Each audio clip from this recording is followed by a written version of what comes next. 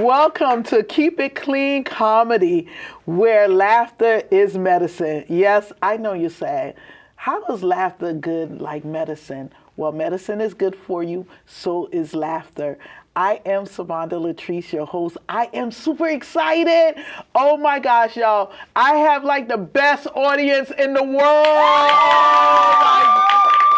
They give me so much energy, but nevertheless, we are not here for me today. I am so excited tonight that I have a special guest. He is an awesome son. I think he might be an awesome son. We got to ask his parents that. He's a father, and he says that he's a loving boyfriend. We have to ask his girlfriend about that because this is all him. This is one of the best comedians, and we're bringing them all from all over Connecticut. He is an awesome, awesome comedian, and I want you all to welcome my friend, Mansa Musa. How are you doing today, Mansa? I'm good. Thank you for having me. Anytime, man, Mansa. So many things is happening in the comedy world for you. You're performing at the Stress Factory. Yep. You're opening up for big names. Who did you open up just recently for at the Stress Factory? Daphne Springs. Daphne Springs. Yeah, it was the New Year's Eve. Wow. Really dope. Wow. Yeah, How was the audience for that show? It was good. It was like a very diverse audience. Like I was surprised like how many people knew her. Wow. And they came for her, but it was a great crowd. Wow. I want to say congratulations to you on all your accomplishments. And I saw that you just went to Rodney's down in New York. Yep. How was that experience? That was a really good experience. It was kind of nerve-wracking because it was a bringer show to get audition. So I had to bring like 5 people, and I'm an introvert, so like I don't talk to people like that. Right. But like I ended up finding them, and I crushed it. Me and Jasmine both crushed it. Actually, we went up. So what else was going on there? So you had to bring, like it was a paid bringer shows, which I really absolutely hate. Yeah, me too. It's almost like you're pulling teeth to get people to come to your show. Yes. And then, especially if it's too far, and especially if it's late at night. So it's kind of a hard thing. So how did that work out for you? It was luckily we knew like in a month in advance. So it was like we could like try to like get some people ahead of time. But it was so funny because me and her both like we had nobody. The show was that Saturday. And then she had 7. She just quickly had 7. At first she was like, I'm gonna give you some of my people. Then I was just like, nah, because I'm not gonna be satisfied because if I don't bring the people and I do good, I'm not gonna be satisfied with that just because that's the type of person I am. Right. So like I ended up finding the people, like we both did good. So like I was happy about that. Wow. And I got the audition and I got called back for the audition in February. I did good. Like somebody before me, they had bombed. Which it's hard, but he tried to make fun of the previous comic before. Right. That's what messed him up. So like I brought the crowd back for the headliner, and then at first they emailed me and said that like I didn't pass. Right. But then like I was telling my friend like it's all like honestly it's all about your responses to things. Right. You can't take everything like so personally. Right. So like I just sent a funny response back. I was just like I'm not discouraged because Ash Ketchum, it took him 25 years to win his first Pokemon tournament. Well, just like, you go with the flow of things, and it's like, you never know what's going to happen. Like, Jesus was just calling in the middle of my show, and I'm like, Jesus, you knew I was about to start recording, so why are you calling in the middle of my show, right? Exactly. So that's why I'll be like, come on, Jesus, take the wheel. Just give me a break. Let me interview Mansa for a little bit. You know what I mean? It's like, wow. I was like, but he do answer prayer, prayers, not just one prayer, because I had to say a whole lot of prayers, honey. I got a lot of sins going on. I count them now, though, man. So I count all my sins. I'm 50 and 1. I got to count my sin one by one, name by name. Never know when Jesus is coming back, right? You got Yes. But I am so excited to have you here. And what made you want to get into comedy? I had a love of comedy when I started when I was younger. Like I watched because we had so much great comedy back then. Like we had Def Comedy Jam, we had Comic View, Yes. and it was just like seeing my people just up there, just just being funny and just grandiose. You know what I mean? But also vulnerable at the same time. Yes. Which is hard. Like taking your trauma and turning it into a funny is hard. It's really difficult. So like I always wanted to make people feel better like as a kid. So like I see like people down, I never knew really what to say to them, but I knew how to make them laugh. Right. So like I would do that.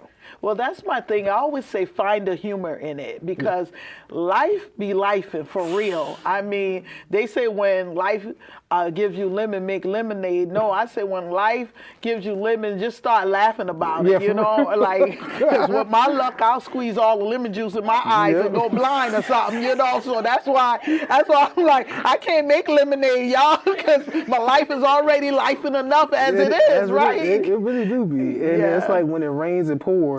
I remember one time I wanted to order lunch. I had plans to order lunch, and then Apple.com took my last $10. I couldn't eat lunch on the whole. I was sick. You were stuck and hungry.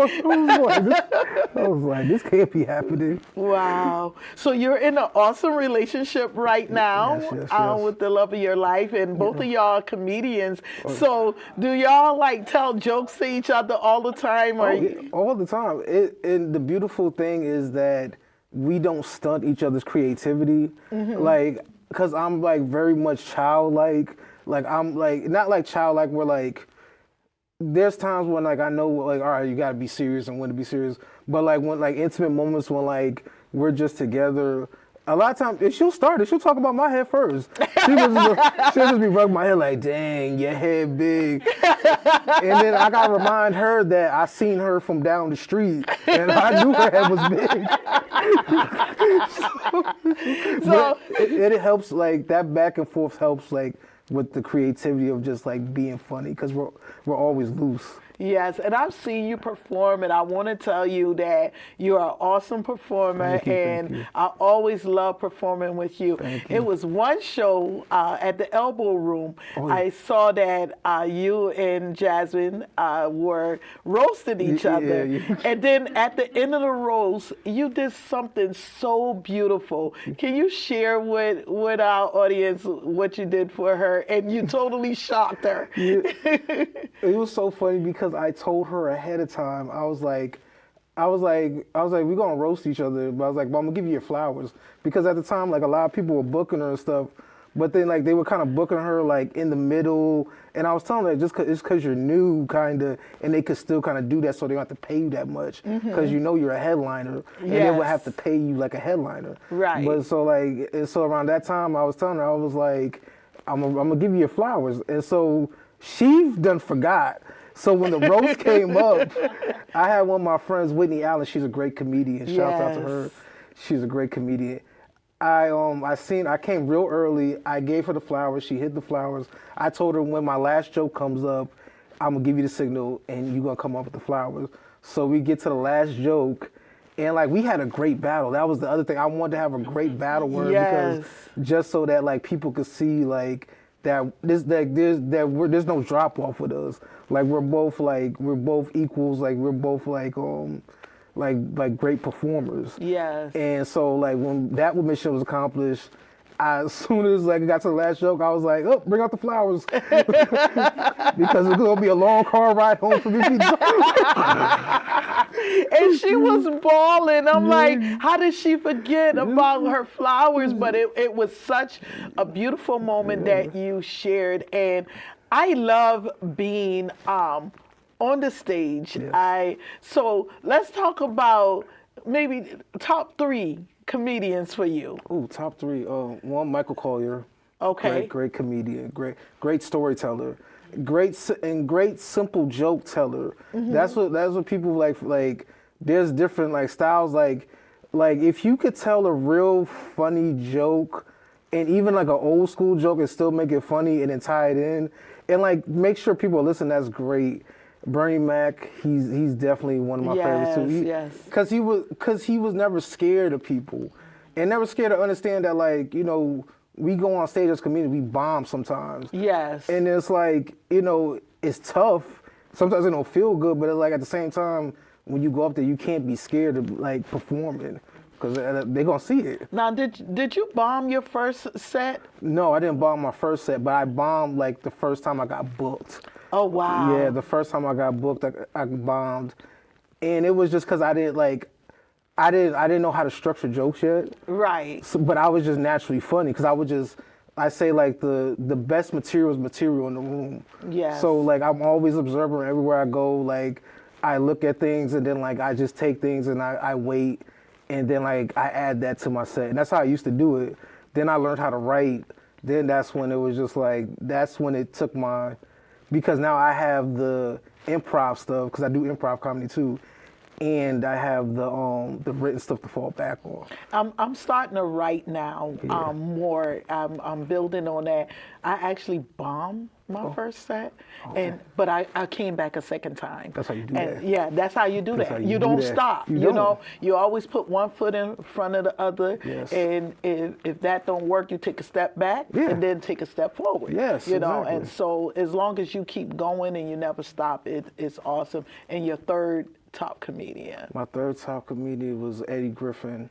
Wow, yeah. I loved his Michael Jackson bit. Mm-hmm. That was like at Def Comedy Jam. That was so it was so funny to me because it was just his perception of it. I was just like I never thought of it that way. Yes. And it's just like that, and that's the beautiful thing about comedy is just there's a lot of perception, and like people worry about writing the same jokes, but it's like my friend told me it's just like yeah, you kind of could like perceive things the same way, but how you present it is different. Awesome, awesome.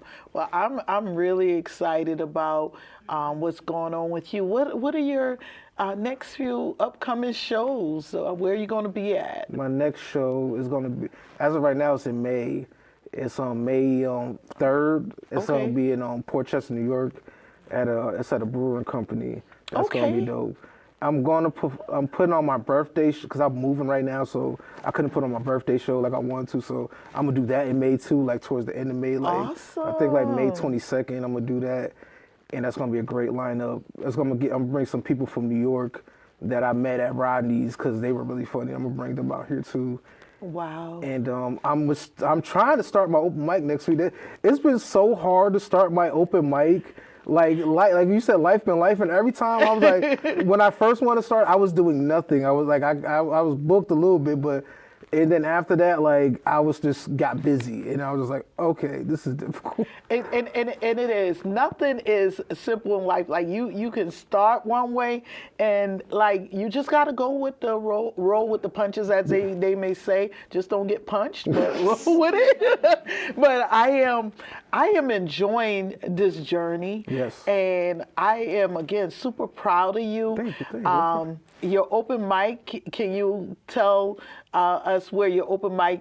You're planning to have it, and then we'll definitely give the dates some other time on the show. But where are you planning to have it at the venue? I'm planning to have it at Bridgeport Creates. It's owned by Razul Branch. It's on 1001 Main Street. It's by the courthouse, and it's a really great art space. Like I do my shows out of there. Really great art space. It's got TVs. He got lighting. He even got drinks.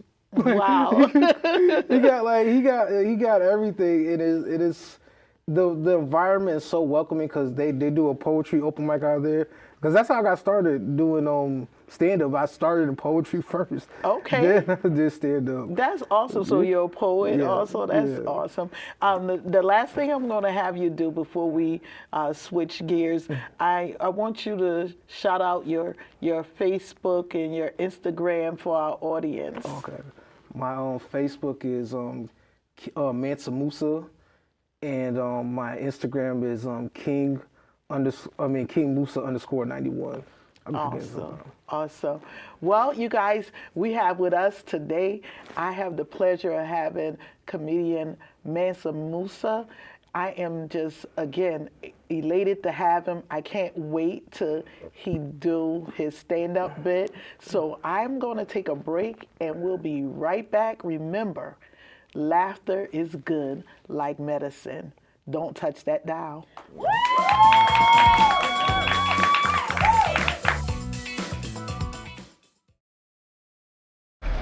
Hate is loud, but love is the majority.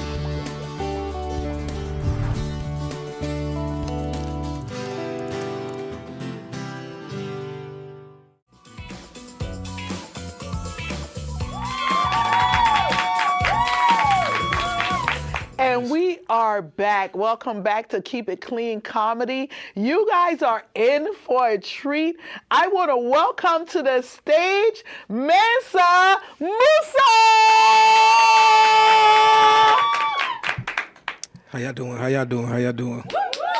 Give a shout out to Savanda because this is really dope. Like, honestly, like, I've never had a camera that could fit my whole head. So when I see that on screen, I say, oh, she got great production. Like, it was amazing. Like, and I'm glad y'all laughing because, you know, I've been threatened to be funny multiple times since I've been here. So I just want to make it out alive, to be honest. Like, I was looking, I was like, I can't even look over my jokes now. Like this ain't gonna hit. Nah, man, but I'm glad that, you know, Easter just got done, you know what I mean? Like, and my thing is this, it's just like, and my family got upset at me because they say I messed up the prayer. And I'm like, how? Because I brought up why we celebrating the Easter Bunny and Jesus at the same time. It's like, because my thing is this, it's like, yo, he wasn't there when Jesus got jumped.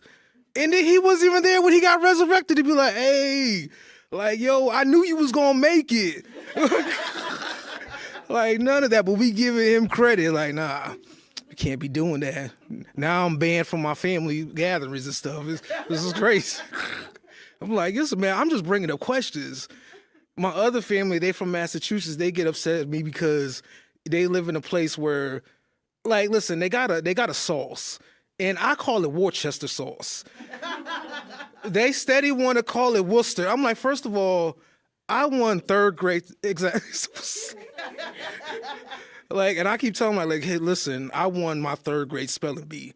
I know how to say these things, but they're like, nah, it's Worcester. I'm like, first of all, you know, y'all at an age now where y'all can actually change this. Like, y'all don't have to do this no more. Like, we got legislations now. Like, and like, but like, it's great. It's great being a family man. Like, and that's why I'm glad that, like, I'm in a relationship now, because that's been the goal. Like, I actually want to get married. Like, you know what I mean? Like, for real, yeah. Exactly, because my back hurt. Like, I can't be chasing around people no more. Like I had a young girlfriend, and like she would get mad at me because I couldn't do the things that, you know, we do like consistently every day. She was like, you know, some couples do it every day. I was like, well, listen, unless you got some Bengay and a 5-hour energy drink, I can't do that. I need this nap. I need this after work nap. Oh man, but yeah, I'm glad I'm in a relationship because, like, you know what I mean? Like, but the thing about my girl, she do things that make me upset. Like walk fast. You feel what I'm saying? Like, y'all see my legs. And she taller than me, so like when I walk, it look like I'm catching up to my big sister, you know what I mean? Like, dudes be trying to holler at her and stuff like that. I'm like, hey, that's my tree to climb. Like, I need you to calm down. But I told her the other day, like, my other gripe with her was, like, you know, when I first met her, she used to be like, yo, what you want to eat today? Like, I used to send her money to get some food when we were friends. And she was like, oh, I'm just going to get a salad and stuff like that. Like, I'm like, all right, that's what's up. Like, get on your healthy tip. You know, but like, I don't know what it is, like when like women get in a relationship, it's just like the appetite changes. It's like, you know what I mean? It's like how you go from eating salads every day to like now you order appetizers and entrees. Like, what's going on? Like, where do we do that at? Like, you were just ordering garden salads for 2 weeks. Now you want a lobster flown in, like, just because you saw I got a bonus. This is crazy. And then they get mad at you, like 6 months later, be like, oh, you know, I want the old you back. I wanted you how you used to be. And I'm like, I want your old appetite back. I want it back when it was like $25 to feed you. I'm glad y'all like that. I might not get out here after that one. So if y'all see this on tape, this is where I last was at. 5 Nickelback. I don't even know how to say this, bro. No, man. But like I said, I love being in a relationship because I was on Facebook the other day and I seen this lady. She was just on Facebook like, dang, I broke up with my last dude. And like, I don't want to show the new dude my bosoms. And I was like, honestly, I can relate. I'm scared of showing new people my bosoms too. You feel what I'm saying? Like, I really had to change that word. I was like, what's the other alternative? I was like, bosoms. But now, because when you get older, it's like, it's different when you was younger. Like, you had expectations. You was having fun. Now, when you're older, you just telling people what's wrong with your body. Like listen, the check engine light comes on sometimes. I be needing an oil change some days. I get a Charlie horse during sex. You just be having to let people know and be transparent. But that's what I'm saying. Like turning 30. I said turn 30. I turned 30 the 5th time just this past couple of weeks. Cause it's done this. I think, I'm 35. Like I done turned 35 times already. Like, but yeah, and it's like I'm at this age, and it's like I was just chilling with some of my friends. I was like, we're too old to have ops. Like I don't know how you just be out in the corner and just be mad at somebody, because like I remember one time we got into it was a couple years ago. We got into it with this one dude, and one of my friends, he called us up. He's like, yo, we about to go handle him. I'm like, all right, bet, sure. But then, like, one of my other friends was like, yo, what time we doing that? I was like, I don't know. Like, I got to work at 5. He was like, dang, I got to pick up my dog from soccer practice. Like, I'm like, bring her with you. Like, have her jump him too. Like, what do we do? But that's when I realized, I'm like, we in different places of life. Last person tried to call me, was like, yo, I need you to handle somebody. Somebody was messing with my girl. I was like, listen, my hip needs replacing. Like, unless you got a new one and a new back, like, I just worked a double. I can't do this no more. Like, that's why I stopped listening to rap music. Like, it's too much. Like, y'all saw the dude that just got caught. Mind you, he got caught for robbing his CEO with the ankle monitor on. It's like, I was like, so you thought you wasn't going to get caught after that? Like, they was probably just looking at you, listening to his music like, this is bumping, and he about to go to jail. This is crazy. Yeah, cops are dirty. Cops will listen to your music, love your music, and still lock you up and still have you sign stuff. Yeah, that's why you gotta get out the streets, and that's why men's mental health is very important. Like, we don't address it enough, because a lot of times, like, we don't know how to express that, like, we're going through something, or even know how to ask for help. So, like, now, like, that I've learned how to do that, I've gotten more in touch with myself. I be having me time and stuff like that. Like, that's why I'm able to not cuss, because I kept it clean, because I took 2 showers before I came here. Like, I got out the shower, I was like, yo, I'm going to run it back just in case. I even cussed in there because I stubbed my toe. Like, I was just like, let me get this one out. And then, but yeah, like, I just learned to, like, I was like, let me put some Sade on. Like, I order a Wendy's 4 for $4 and stuff like that. I light candles for myself. You know what I mean? Get like a good real nice. Because that's how you got to do. You got to take care of yourself, or nobody else will. I'm going to give you, clap it up for yourselves. Clap it up for yourselves. Like, y'all few but mighty. Like, that's what we like. It feel like it's 30 people. Like, but nah, this is a great, like, opportunity for comedians to come up and do their thing. But I'm gonna share with y'all one of my favorite jokes that I've crafted, because it took a while, and it took a while for me to, like, even get this premise. But one of my favorite racist groups to make fun of is the KKK, the Ku Klux Klan, if you will, in most places. And because, like, I had just sat back and thought about it one day, and I was just like, it's crazy.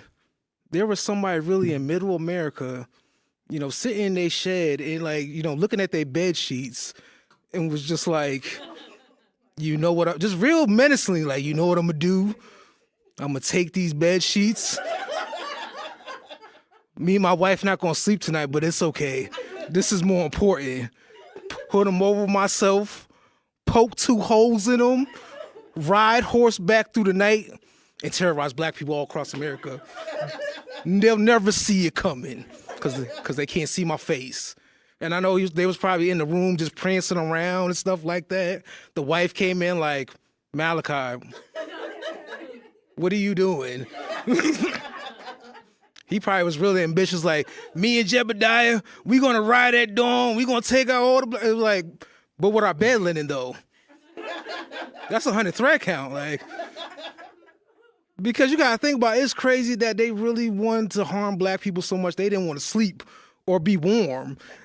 Cause like, ain't no sleep, like how you gonna tell a seamstress like, listen, we need about 50 hoods. They're like, what's a hood? This the 1950s. We don't got hoodies yet. We barely got electricity. And I know the black people was terrified because they spelled the name wrong. You know what I mean? Bad grammar is more terrifying to us than anything. Like we probably got the pamphlet like Ku Klux K. They spelled that wrong. They must be dangerous. They can't spell. But my thing is this though, like, you know, I've been upset at white people. Like, you know, they've done stuff like bring, you know, raisins and potato salad to the workplace and stuff like that. Like, you know, and I've never decided, like, you know what I'm gonna do? I'm gonna take my bed sheets, poke some holes in them, ride in the Maybach, and go Nat Turner on all these white people. They'll never see it coming. Cause I ain't riding no horse. I'm too scared. I ain't gonna hold you. I don't mess with animals, like, and cause that'd be the thing with white people. White people mess with animals, and it just be like, hey, they remember that you took their land. Like, they kind of not dealing with you right now.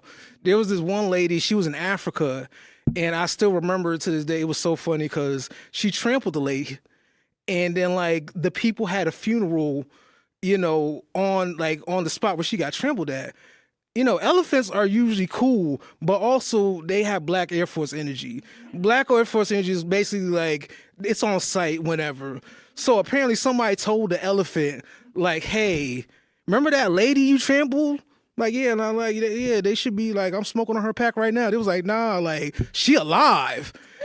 And mind you, it was just her picture. He was just like, for real? Like, I gotta see this for myself. So he went back, seeing that they was having a funeral service, saw the picture, trampled and messed up the whole funeral service. I was like, that was the most gangsterest thing ever. She was like, she ain't gonna come back alive this time. Ain't gonna be no resurrection Sunday for her.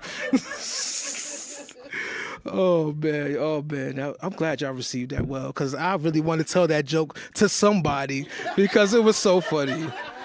And this is cool because we got a backdrop like this. Like, we don't know if we had a geisha house or whatever. But nah, man, that was my time. Thank y'all for having me again. This is a beautiful place, beautiful crowd, beautiful host, great energy. My name is Mansa Musa. Y'all have a great night.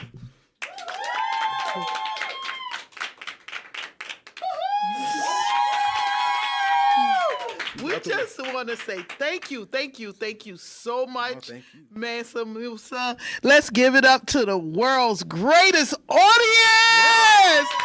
Oh my goodness. It has been a pleasure. I look forward to doing some more stand-up comedy with you in the future. And thank you all for tuning in to this series of Keep It Clean Comedy. Until next time, keep on laughing because laughter is good like medicine.